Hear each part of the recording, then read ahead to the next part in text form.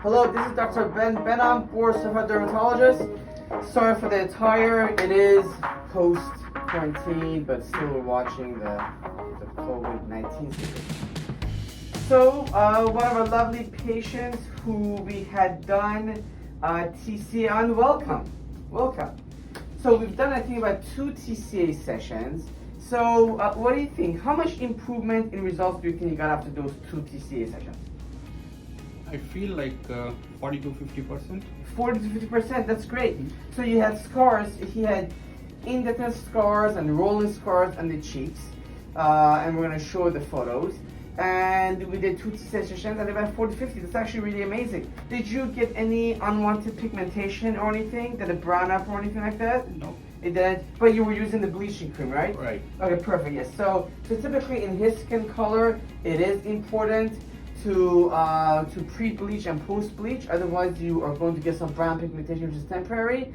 I do a lot of darker skin patients with TCA, and a lot of them do really well just because we use the bleaching cream.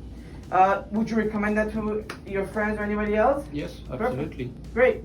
So we're done 2 sessions of TCA, and in his skin color, I typically don't do any fractional laser resurfacing, but we're going to be doing some subcisions in order to reduce some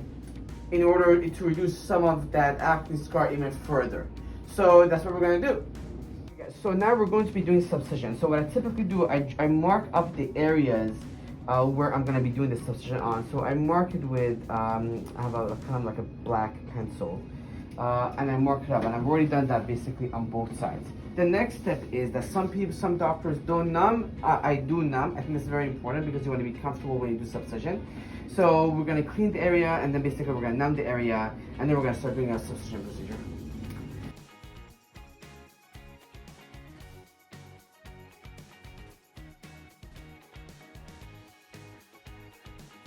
Alright guys, so he is now ready to go and to do subcision. The whole point of subcision is that you want to go underneath the skin and break down the fibrous scar tissue so the scar raises up. So here we go. Okay.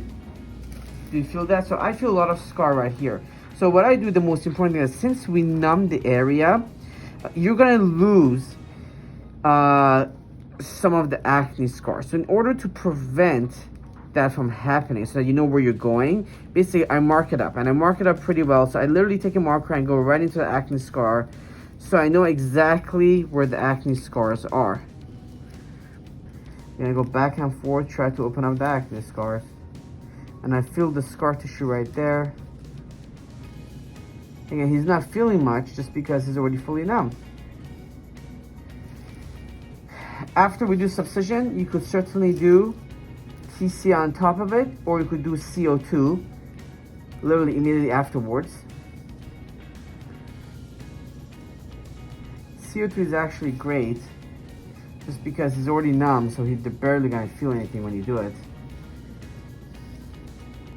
Yeah, so I go from many different angles and I try to feel the scar. Try to open it up. How do you feel? You doing okay? Yeah. Do you feel any pain? No. Nope, great. Nice, guys, I feel the scar right here. And we're gonna go after it, we're gonna break it down. It's right there. That's where I've drawn my marks, right there. And now, you know what? I don't feel the scar anymore.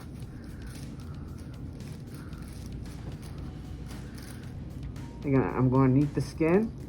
I know exactly where the scars are. I'm just going back and forth and breaking down the acne scars. Side effects. You could bruise a little bit, and that's expected and that's normal. Bruising, hematoma. Some people could sometimes get like a raised scar, which could happen, but it always actually usually goes down on its own. A lot of it just like reparative tissue that comes up. Looking good, guys. Looking very good. I'm very happy so far. So typically people do subcision twice. You know, you get a pretty good improvement with it. And a lot of people will probably do TCA several sessions and throw a couple subcisions in between them. Again, you could certainly do subcision and TCA at the same time as well. It really depends on the type of acne scar you have and your availability for downtime and how severe acne scars are. So it's kind of those three things that's going to determine what procedure you're going to do and how often you're going to do it.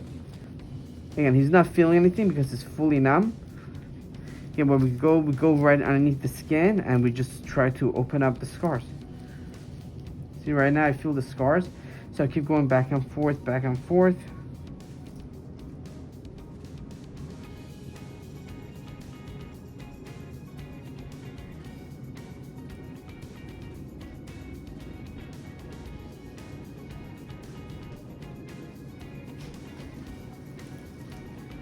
We're almost done.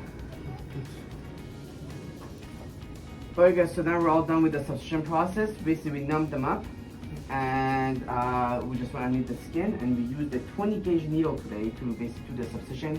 He had finer scars, so I wanted to use a finer needle. And he was numbed up. So overall, how was the process? Was it very painful? Yeah, during numb, but after that it's good. Yes, during numbing it's gonna hurt a little bit, but I think after that, yes, he has no pain. So we're gonna clean him up and he's ready to go, and hopefully we'll see him back in about 2 months and we'll show you guys the process, how it goes. Thank you so much.